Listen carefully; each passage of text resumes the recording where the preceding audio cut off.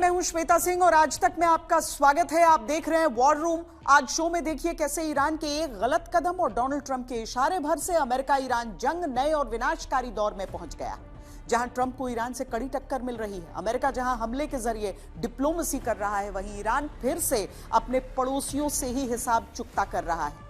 हम इस तनाव को डिकोड करेंगे। वहीं बात पड़ोसी पाकिस्तान की होगी, जो टूटने की कगार पर है। पीओजेके में हिंसक प्रदर्शनों के बीच बलूचिस्तान ने खुद को आजाद घोषित कर दिया है। इस गृह युद्ध की इनसाइड स्टोरी हम आपको बताएंगे और आखिर में दिखाएंगे ब्लैक सी की वो तस्वीरें जहां यूक्रेन के मरीन ड्रोन्स ने रूसी जंगी जहाजों को समुद्र में तबाह कर दिया है और कैसे बातचीत की तरफ बढ़ते बढ़ते रूस यूक्रेन युद्ध मैदान में फिर आमने सामने है। इस वक्त की बड़ी खबर अमेरिका ईरान जंग से जुड़ी है। जंग लगातार 7वें दिन भी जारी है और अब हमले सिर्फ सैन्य ठिकानों तक सीमित नहीं रह गए हैं। रात भर ईरान में पुलों और पानी से जुड़े ढांचों पर हमले हुए, जबकि ईरान ने भी खाड़ी के उन देशों में अहम ठिकानों को निशाना बनाया है जहां अमेरिकी सैन्य अड्डे मौजूद हैं। इस बीच अमेरिका ने एक और बड़े हमले का ऐलान कर दिया है। क्या ये जंग अब और खतरनाक मोड़ लेने वाली है? देखिए ये रिपोर्ट। यूएस और ईरान के बीच चल रहा संघर्ष बहुत संवेदनशील और खतरनाक मोड़ पर पहुंच गया है। पिछले 5 महीनों से जारी एक युद्ध मौसमी होता जा रहा है, जिसमें आगे क्या होगा ये ठीक ठीक बता पाना, उसका पूर्वानुमान लगा पाना जानकारों के लिए भी मुश्किल होता जा रहा है। युद्ध लगातार हर दिन आगे बढ़ रहा है, लेकिन इस बार कहानी में एक बड़ा पेच है। एक तरफ जहां दोनों देश एक दूसरे के सैन्य ठिकानों पर भीषण हमले कर रहे हैं, दूसरी तरफ पर्दे के पीछे कूटनीति यानी बातचीत का रास्ता भी खुला हुआ है। आज हम आसान भाषा में समझेंगे कि इस युद्ध का नया फेज क्या है, कहां-कहां हमले हो रहे हैं और अमेरिकी राष्ट्रपति डोनाल्ड ट्रंप के दिमाग में इस वक्त क्या चल रहा है।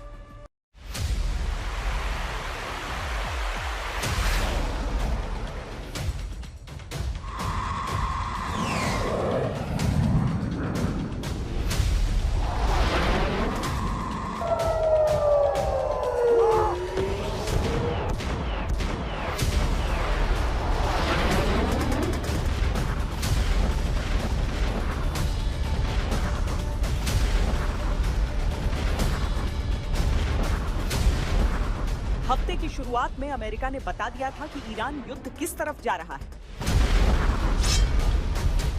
ट्रंप की धमकी है कि अगला निशाना ईरान के अहम इंफ्रास्ट्रक्चर होंगे।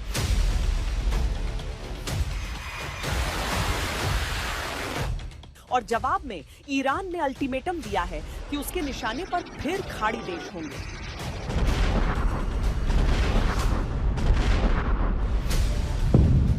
ये हमले बता रहे हैं कि जंग अब भी जारी है।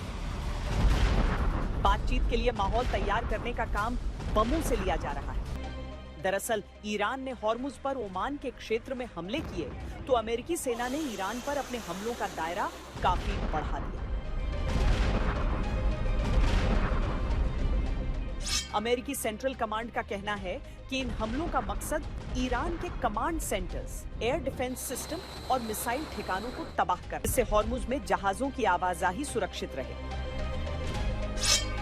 तेहरान से करीब 110 मील पूर्व में स्थित सेमनान एयरपोर्ट के हिस्सों पर यूएस ने हवाई हमले किए। ये इलाका ईरान की मिसाइल टेस्टिंग और स्पेस लॉन्च के लिए जाना जाता है। दक्षिण में ईरानी नौसेना के बेस बंदर अब्बास और ग्रेटर तुम्ब आइलैंड पर क्रूज मिसाइल ठिकानों को निशाना बनाया। इसके साथ ही सिरिक और केशम द्वीप पर भी अमेरिकी बमबारी हुई। ईरान के तेल समृद्ध प्रांत खुजेस्तान की राजधानी अहवाज को भी यूएस ने अपने निशाने पर लिया। इस इलाके से कई धमाके सुने गए। वहीं ईरान की राजधानी तेहरान से 155 मील दूर मध्य ईरान में खोंदाब को अमेरिका ने सोमवार से तीसरी बार निशाना बनाया। साउथ ईस्ट ईरान की पाकिस्तान सीमा के पास के रस्क और चाबहार पोर्ट पर भी हमला किया गया। अमेरिका के हमलों का ईरान भी लगातार जवाब दे रहा है। ईरान ने पूरे वेस्ट एशिया में अमेरिकी ठिकानों और उसके सहयोगी देशों पर हमले किए। ईरान ने जॉर्डन में अमेरिकी बेस पर ड्रोन अटैक किया। हालांकि जॉर्डन ने ईरान की 8 मिसाइलों को हवा में ही नष्ट करने का दावा किया। बहरीन और कुवैत पर भी ईरान ने हमले किए। इराक के इरबिल पर भी ईरान ने ड्रोन से हमला जरूर किया। हालांकि दावा किया गया कि आसमान में ही 8 हमलावर ड्रोनों को मार गिराया गया। इस युद्ध का एक और बड़ा मोर्चा समुद्र है। ईरान की कमर तोड़ने के लिए अमेरिका ने फिर ब्लॉकेड लगा दिया है, जिससे ये जलमार्ग फिर से एक बार दुनिया के सबसे खतरनाक जलमार्ग में तब्दील हो चुका है। नाफरमानी का जवाब मिसाइलों से दिया जा रहा है। यूएस की चेतावनी के बावजूद ऐसा करने वालों को अमेरिकी गुस्से का सामना करना पड़ रहा है। अप्रैल से अब तक ऐसा 10 बार हो चुका है जब अमेरिकी हमलों में जहाज नष्ट हुए हैं। तो मैं ये मान के चलना चाहता हूँ कि दोनों देश इसकी गलती है और दोनों को मिलकर पूरी वर्ल्ड पावर्स को इन पर दोनों पर एक दबाव डालना पड़ेगा, अमेरिका के ऊपर भी और ईरान के ऊपर भी, कि आप दोनों के मसले आप आपस में सुलझाइए। बहुत आपके पास मुद्दे हैं, लेकिन ये हार्मोज को खोलिए, इससे पूरे वर्ल्ड को नुकसान हो रहा है। तो मैं ये होप करता हूँ कि वर्ल्ड प्रेशर से दोनों देश मान जाएंगे, ईरान भी और यूएस भी, कि किसी प्रकार के हार्मोज को खोला जाए और वर्ल्ड को इतना परेशान ना किया जाए। अब सवाल है कि अमेरिका आगे करना क्या चाहता है। सूत्रों के मुताबिक अमेरिकी राष्ट्रपति डोनाल्ड ट्रंप और उनके सलाहकारों की बैठक में सैन्य ऑपरेशन के विकल्पों पर भी विचार किया गया। अमेरिका के पास मुख्य रूप से 3 बड़े विकल्प हैं। पहला, पिकैक्स माउंटेन पर बमबारी। ये ईरान का एक बेहद सुरक्षित और जमीन से 300 से 475 फीट नीचे ग्रेनाइट की पहाड़ियों में बना अंडरग्राउंड बेस है, जिसे परमाणु गतिविधियों से जोड़कर देखा जाता है। हालांकि इतनी गहराई में होने के कारण अमेरिकी बंकर बस्टर बमों के लिए भी इसे पूरी तरह नष्ट करना आसान नहीं होगा। दूसरा विकल्प है खार्ग आइलैंड पर कब्जा। ये ईरान का सबसे बड़ा तेल निर्यात का केंद्र है। अगर अमेरिकी सेना इस पर कब्जा करने में कामयाब हो जाती है तो ईरान की अर्थव्यवस्था को बड़ा झटका लगेगा। लेकिन यहाँ सबसे बड़ा पेंच ये है कि ये बेहद रिस्क भरा होगा। तीसरा, डिप्लोमेसी। इन तमाम विकल्पों के बावजूद ट्रंप प्रशासन अभी भी पर्दे के पीछे बातचीत को प्राथमिकता दे रहा है। डिप्लोमेसी और अटैक साथ साथ चलते रहेंगे। ईरान और अमेरिका की जंग की शुरुआत से ही आम लोगों से लेकर अधिकांश विशेषज्ञ ये मानकर चल रहे थे कि अमेरिका के लिए ईरान वेनेजुएला से मुश्किल होगा। लेकिन जो पहले केवल मुश्किल लग रहा था, अब वो असंभव सा होता दिख रहा है। जंग अपने 20वें हफ्ते में यानी करीब 137 दिनों से भी आगे बढ़ चला है। पश्चिमी एशिया की यह जंग एक ऐसे मोड़ पर आ खड़ी हुई है जहां सुपर पावर अमेरिका के सारे दांव फेल होते दिख रहे हैं। अमेरिकी राष्ट्रपति डोनाल्ड ट्रंप ने जिस सैन्य अभियान को केवल 4 से 6 हफ्ते में समेटने का दावा किया था, वो खत्म होता हुआ दिख नहीं रहा।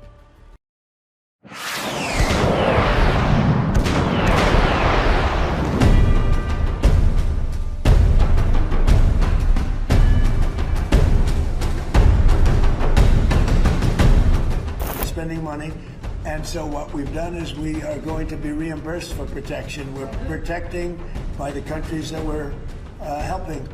I was called by different people, different countries, kings and emirs, and all of the people that we all know and we all love, and they've been, frankly, they've been very strong partners, and they said we'd love to do it a different way. युद्ध नीति या विदेश नीति या कहें Trump नीति, इन दो बयानों से अंदाजा लगाइए कि वॉशिंगटन डीसी में क्या चल रहा है। इस यू टर्न ने पूरी दुनिया को चौंका दिया। सवाल है कि कैसे ईरान ने अमेरिका के सामने एक ऐसी चुनौती खड़ी कर दी है जिसके आगे सुपर पावर को भी अपनी रणनीति बार बार बदलनी पड़ रही है।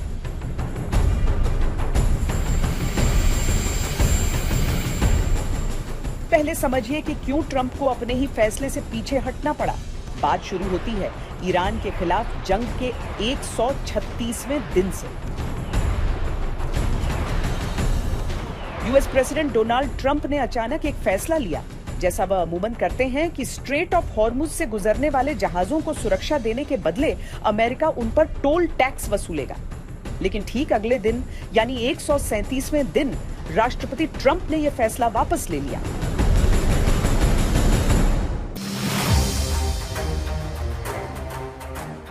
कारण बताया गया खाड़ी देशों का विरोध। सवाल है कि क्या हमले और बातचीत के बीच अमेरिकी रणनीति अनिश्चितता की ओर जा रही है।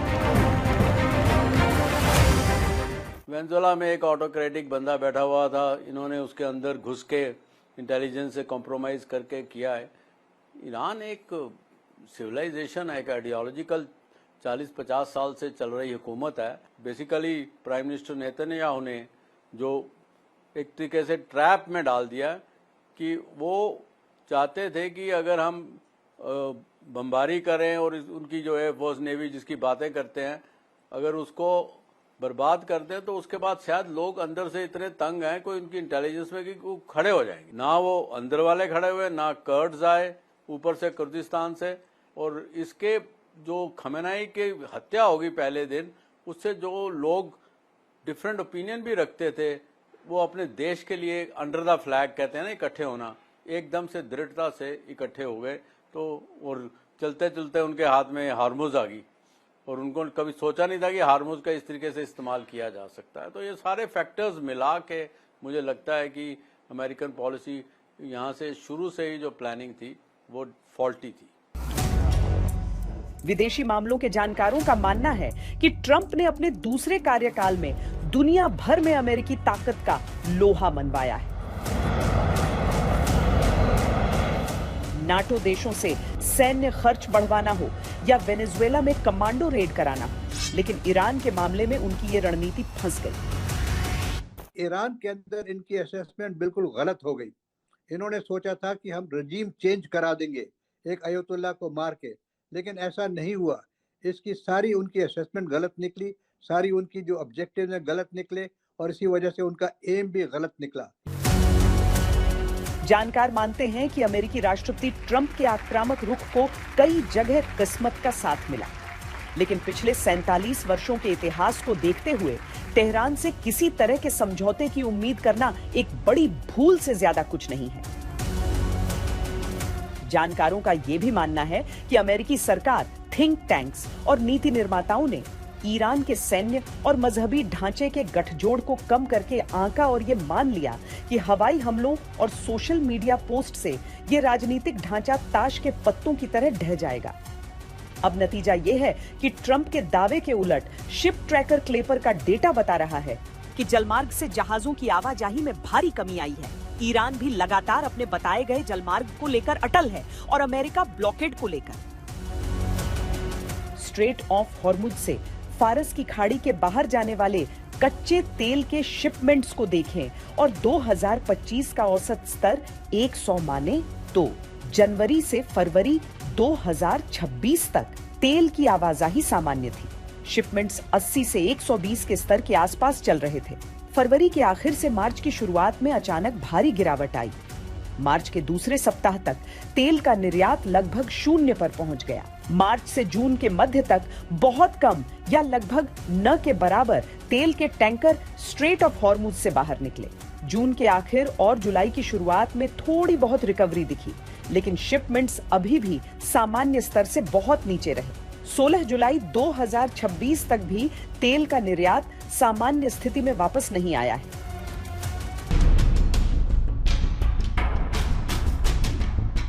विशेषज्ञों का कहना है कि ईरान की सहमति के बिना स्ट्रेट ऑफ हॉर्मुज को पूरी तरह सुरक्षित करने के लिए अमेरिका को या तो बहुत बड़ा नौसैनिक एस्कॉर्ट मिशन चलाना होगा या फिर दक्षिणी ईरान पर एक बड़ा जमीनी हमला करना होगा।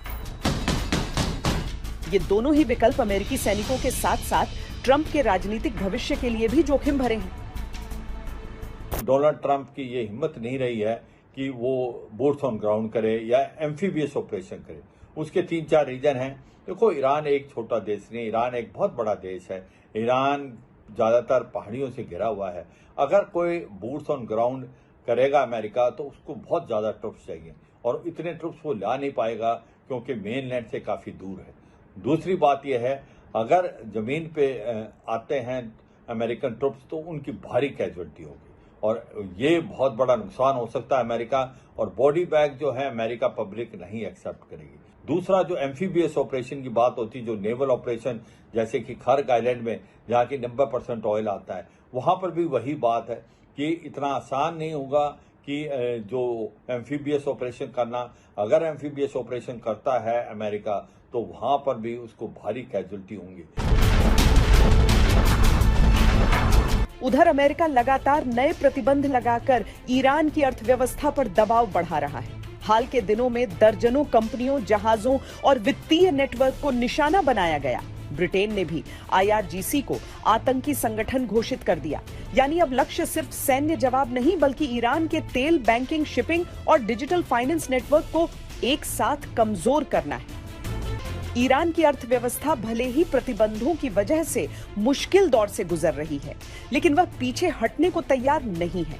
दोनों देशों के बीच हुआ अस्थायी सीज फायर अब टूट चुका है। ट्रंप पावर प्लांट्स और पुलों को उड़ाने की धमकी दे रहे हैं, लेकिन अमेरिकी जनता किसी और बड़ी जंग के पक्ष में नहीं है। ऐसे में अमेरिका के सामने विकल्प बेहद सीमित है। जानकार मानते हैं कि ईरान का ये संकट अमेरिका के कई राष्ट्रपतियों की विरासत पर असर डाल चुका है। अब देखना यह होगा कि क्या राष्ट्रपति ट्रंप कोई बीच का कूटनीतिक रास्ता तलाश पाते हैं, या फिर दोनों देशों के बीच का यह गतिरोध किसी बड़े क्षेत्रीय युद्ध की चिंगारी बनेगा।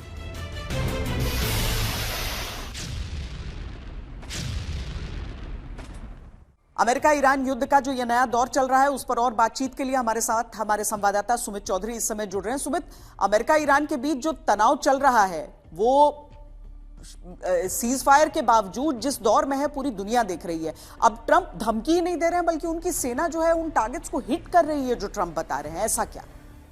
देखिए, डोनाल्ड ट्रंप के सामने सबसे बड़ी दिक्कत श्वेता यह है कि अब उनको डिलीवर करके देना होगा। देखिए, मिड टर्म करीब आ रहे हैं। डोनाल्ड ट्रंप की साख पर सवाल खड़े हो रहे हैं कि आपने जब 2025 में 2026 में इतने बड़े ऑपरेशन चलाए तो आपने आखिरकार हासिल क्या किया? क्योंकि ईरान के रिजिम दोबारा से पहले कंपैरेटिवली ज्यादा सॉलिड हो गया, ज्यादा मजबूत हो गया। यहां तक कि लोग की जो आपके रिजिम को लेकर जो भावनाएं थी वो कंसोलिडेट हो गई है। वो अपने लोग अपने देश के साथ खड़ी है, और ना तो आप उनका एनरिच यूरेनियम हासिल कर पाए और ना ही उनकी कैपेबिलिटीज को कमजोर कर पाए। और यहां तक कि आपने एक नया अब चैलेंज खड़ा कर दिया पूरे दुनिया के सामने, वो था स्टेट ऑफ हॉर्मुज। तो डोनाल्ड ट्रंप ये कोशिश कर रहे थे कि अब उसका मुकाबला करके एक मैसेज दिया जा सके पूरी दुनिया में कि अमेरिका की सुप्रीमेसी अभी भी कमजोर नहीं हुई। दूसरी तरफ एक और बड़ा चैलेंज था कि अमेरिका ये चाहता है, क्योंकि अमेरिका ने जो MOU साइन किया वो पूरे टाइम को उसने अपनी स्ट्रेटजीज को रिवाइव करने के लिए लिया, अपनी रीइंफोर्समेंट करने के लिए किया। और शायद इसी वजह से अपने जो फ्रेश ऑपरेशन हम देख रहे हैं और जो अटैक हम देख रहे हैं, वो सीधे संकेत दे रहे हैं कि अमेरिका का पूरी कोशिश है कि पूरी कोस्टल लाइन को,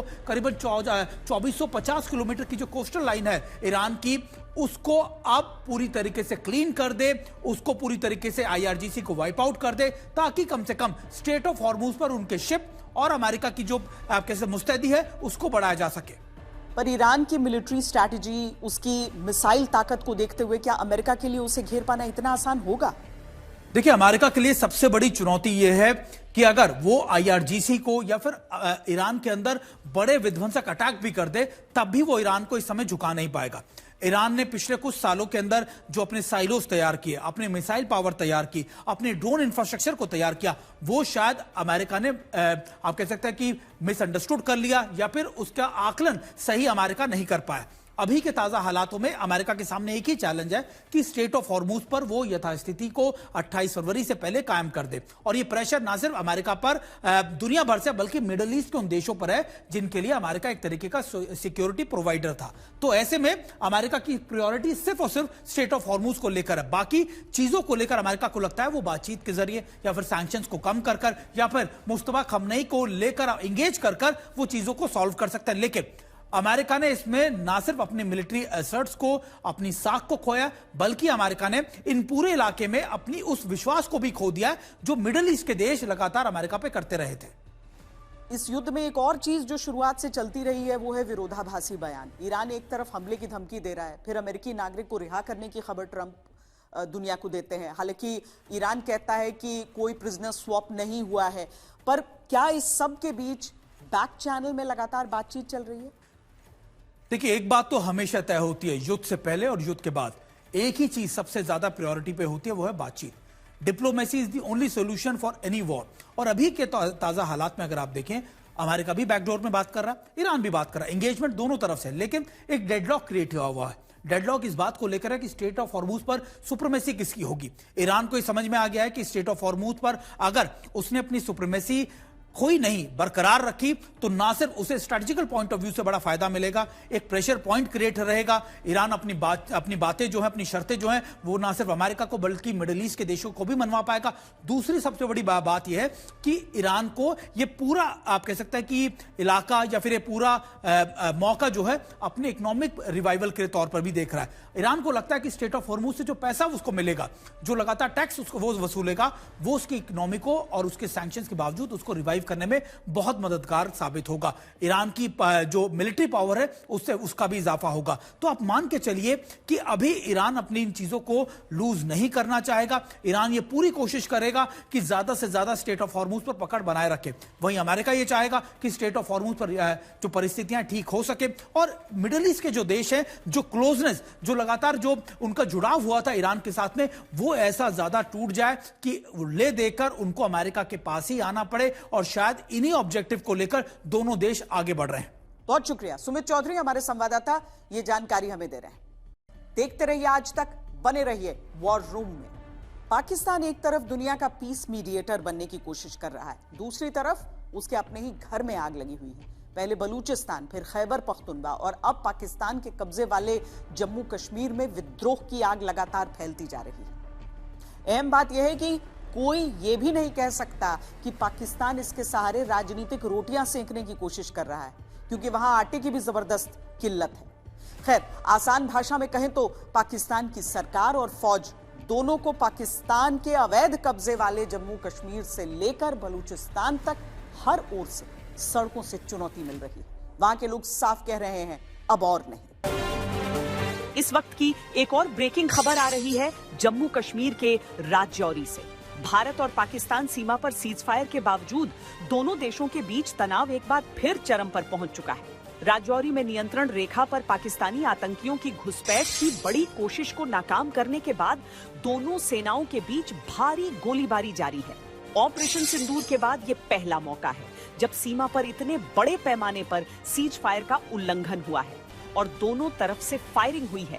देखिए हमारी विशेष रिपोर्ट। ये नारेबाजी, ये शोर यूं ही तो नहीं, ये हाल है पाकिस्तान के कब्जे वाले जम्मू कश्मीर। यहाँ की आवाम लगातार सड़कों पर है और सरकारी तंत्र उसको लगातार निशाना बना रहा है। पाकिस्तान अपने अस्तित्व में आने के बाद के सबसे बुरे दौर से गुजर रहा है।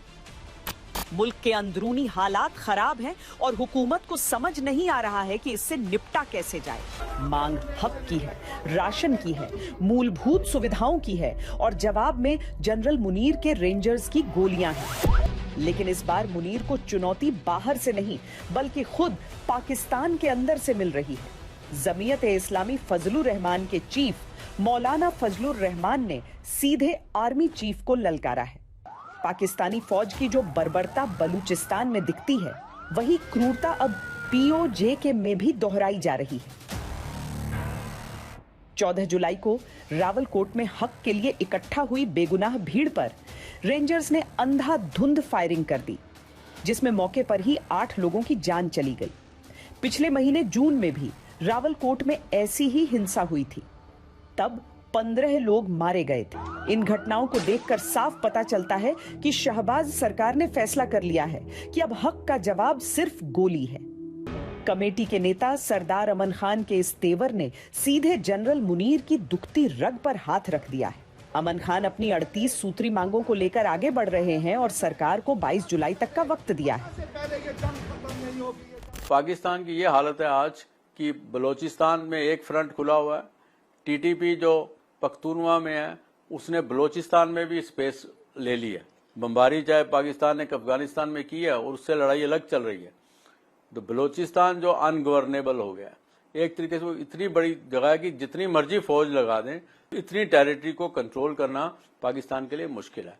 तो ये 3-4 फ्रंट्स पे जो पाकिस्तान की इंटरनल सिचुएशन है, ये मेरा ख्याल इतनी बुरी हालत उनकी मैंने 40-50 साल पीछे से नहीं देखी। बांग्लादेश के बाद ये पहली बार है जो उनकी इंटरनल सिक्योरिटी सिचुएशन इतनी खराब है और उसको वो आंखें बंद करके बैठे हुए हैं, दुनिया में घूम रहे हैं कि और बाकियों लोगों की सुलह करा रहे हैं। अपने घर का उन्हें पता नहीं है और एक दिन ये बम फटेगा और हमें बड़ा चौकन्ना रहना चाहिए, क्योंकि स्पिल ओवर हमेशा होता है, चाहे वो POK का हो, चाहे पख्तूनवा का हो, चाहे अफगानिस्तान का हो, हमारे ऊपर भी स्पिल ओवर आएगा। तो आई एम श्योर हमारे लोग जो हैं वो सचेत हैं और उन्होंने सारे स्टेप्स लिए होंगे प्रीएम्प्टिव की कोई ऐसी ना हो चीज जिस पे हमारे ऊपर असर आए उसका।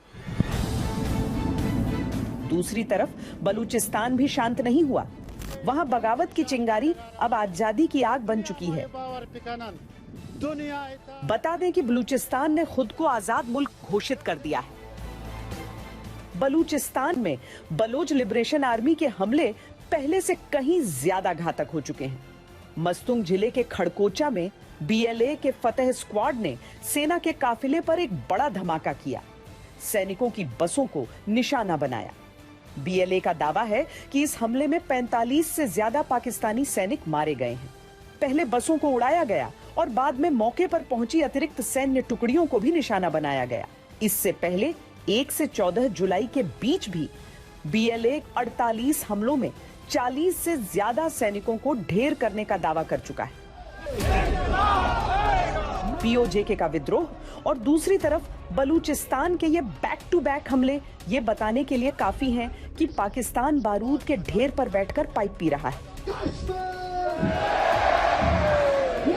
लेकिन भारत को यहां सतर्क रहने की जरूरत है। गुजरात से पकड़े गए आतंकी इसी ओर इशारा कर रहे हैं।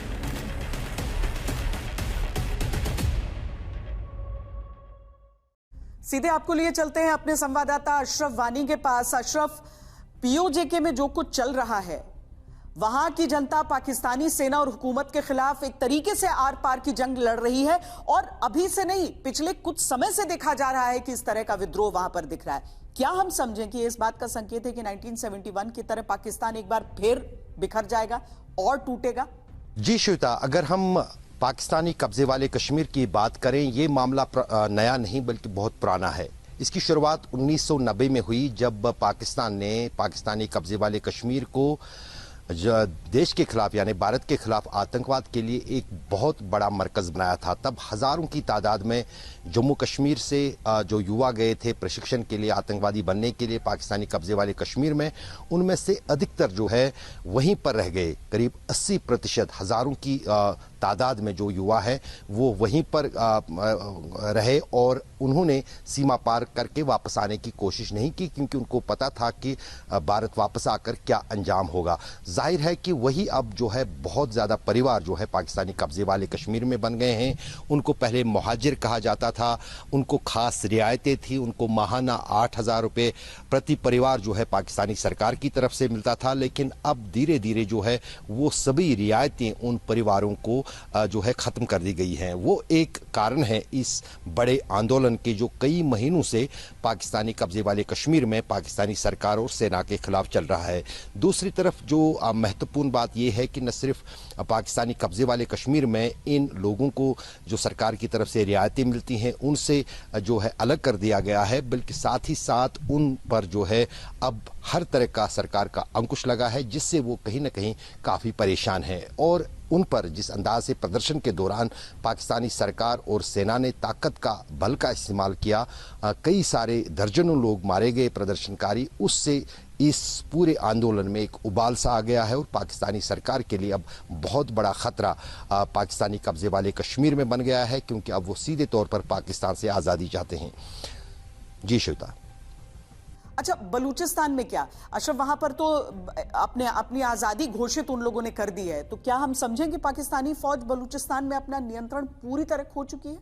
बिल्कुल। अगर हम बलूचिस्तान की भी बात करें, बलूचिस्तान में भी पाकिस्तानी सेना और सरकार के खिलाफ आंदोलन पहली बार नहीं चल रहा है, बल्कि दशकों से बलूचिस्तान के लोग पाकिस्तान से अलग रहना चाहते हैं। यहाँ तक कि दशकों से बलोच लिबरेशन आर्मी हो या फिर बलोच के जो विद्रोही हो, वो पाकिस्तानी सेना के खिलाफ ज़बरदस्त लड़ाई युद्ध स्तर पर लड़ रहे हैं। सबसे बड़ी चीज़ जो बाधा आ रही है इसमें यही है कि अमेरिका की तरफ से और यूएन की तरफ से बीएलए यानी बलोच लिबरेशन आर्मी को पाकिस्तान आतंकवादी सूची में डालने में जो है कामयाब हुआ है। और यहाँ पर सीधे तौर पर जो दूसरा रुख है अमेरिका का हो या वेस्ट का हो कि वो अपने अनुसार और अपने स्वाद के अनुसार जो है आतंकवादी संगठन भी बनाते हैं और उनको जो है उन पर प्रतिबंध भी लगाते हैं। उसी तरह बलोच लिबरेशन आर्मी पर जो है प्रतिबंध है अंतर्राष्ट्रीय स्तर पर। यही कारण है कि उनकी स्वायत्तता जो है वो कहीं ना कहीं चल नहीं पा रही है। यहाँ तक कि उन्होंने भारत सरकार से भी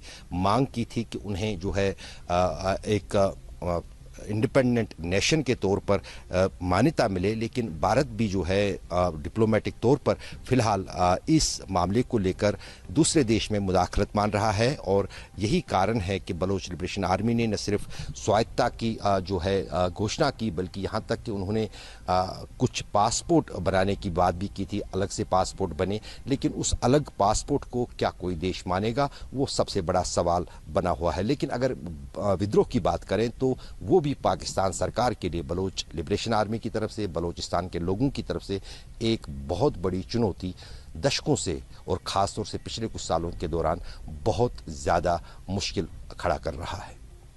तो पाकिस्तान सरकार के पास रास्ता क्या बचा है?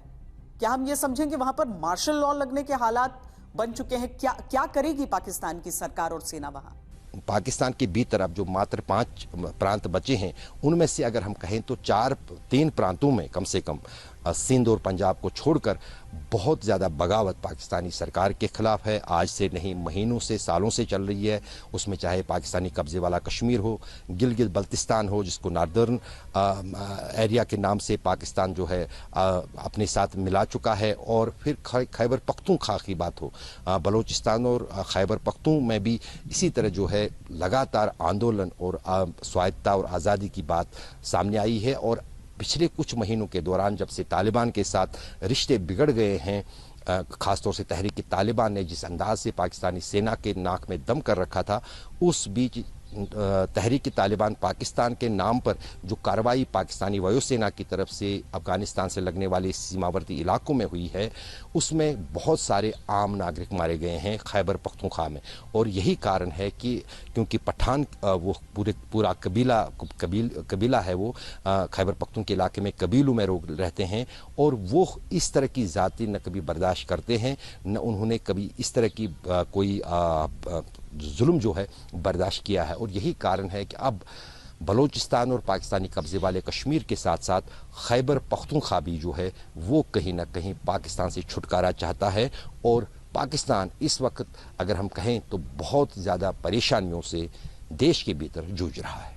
बहुत शुक्रिया अशरफ वानी, हमारे संवाददाता ये जानकारी हमें दे रहे हैं। यूक्रेन ने ब्लैक सी में रूसी जंगी जहाजों पर जो सुइसाइड मरीन ड्रोन से हमला किया है, वो पुतिन के लिए बहुत बड़ा सेटबैक है, क्योंकि ये सी रूट रूस के लिए काफी अहम है। हमले के बाद रूस की तरफ से किसी भी तरह की बातचीत के लिए ना कह दिया गया है। वहीं अमेरिका का टैरिफ बॉम्ब भी रूस पर बरस पड़ा है, यानी रूस के लिए चक्रव्यूह की रचना हो रही है। इस वक्त की सबसे बड़ी खबर आ रही है मॉस्को से। यूक्रेन ने रूस पर अब तक का सबसे बड़ा ड्रोन हमला करके तबाही मचाई है। शनिवार को यूक्रेन के 370 से ज्यादा ड्रोन्स ने रूस की राजधानी को निशाना बनाया, जिसमें मॉस्को के एक लॉजिस्टिक्स सेंटर पर हुए हमले में 7 कर्मचारियों की मौत हो गई है और 24 लोग गंभीर रूप से घायल हैं।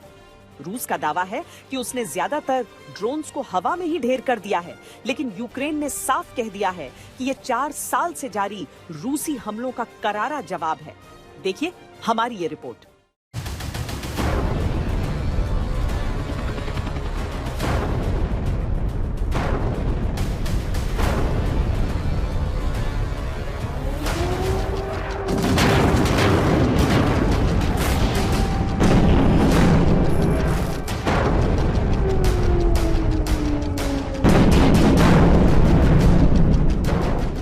ईरान अमेरिका से हटकर दुनिया के दूसरे छोर पर युद्ध एक बार फिर बढ़ गया है। जेलेंस्की ने रूस के खिलाफ अपनी रणनीति बदल दी है। यूक्रेन ने अब अजोव सागर में रूसी जहाजों को निशाना बना शुरू कर दिया है। मॉस्को ने कीव के हमलों की तुलना आतंकवादी हमलों से की है। अजोव सागर एक अहम सी रूट है, जहां से रूस अपने अनाज के निर्यात का लगभग 1/4 हिस्सा भेजता है। यूक्रेन की ड्रोन फोर्स के कमांडर के मुताबिक ड्रोन ने 11 जहाजों पर हमला किया। देखिए, आपने देखा होगा कि यूक्रेन जिस प्रकार से हमला कर रहा है शिप्स के ऊपर, वो बेसिकली बाय ड्रोन्स है। ड्रोन्स की ताकत यूक्रेन के अंदर बहुत आगे बढ़ गई है। वो न केवल समुद्र के अंदर बल्कि डीप इनसाइड रशिया भी यूक्रेन के जो ड्रोन्स हैं उनसे एनर्जी स्टेशंस पर हमला कर रहा है। तो this is basically because now Ukraine has got a very good, sophisticated, very reliable and potent drone Arsenal, उसकी वजह से ये बहुत सक्सेसफुल हो रहा है, और जब तक कि इसकी ड्रोन कैपेबिलिटी और रहेगी तब तक ये सक्सेसफुल होता रहेगा. So basically it's because of the drone capability and of course also backed up with some missile capability. सीधे तौर पर दबाव बनाना, ये हमले एक बड़े अभियान का हिस्सा है. हाल के महीनों में यूक्रेन ने रूस की तेल रिफाइनरियों, ईंधन डिपो, बंदरगाहों और ऊर्जा बुनियादी ढांचे को निशाना बनाया. कीव का कहना है कि वो केवल सैन्य ठिकानों या ऐसी सुविधाओं पर ही हमला करता है जो सीधे तौर पर रूस के युद्ध प्रयासों में मदद करती है. दूसरी तरफ अमेरिका है, जिसने रूसी तेल आयात करने वाले देशों पर भी टैरिफ बम फोड़ दिया. इसमें भी यूरोप और भारत के पीछे अमेरिका ने भेदभाव किया. We are closely following these developments and we are aware of the proposed legislation. That is what I have to say. On the number of Indian vessels which are there in the Persian Gulf, as of today, we have, as you all know, that there is regular traffic between India and the Persian Gulf region. We have 7 Indian ships which are there in Persian Gulf. रूस Ukraine युद्ध को करीब 4 साल से ऊपर हो गए हैं, लेकिन जंग रुकने का नाम नहीं ले रही है. यानी आने वाले दिनों में रूस यूक्रेन युद्ध और तेज होने के संकेत हैं.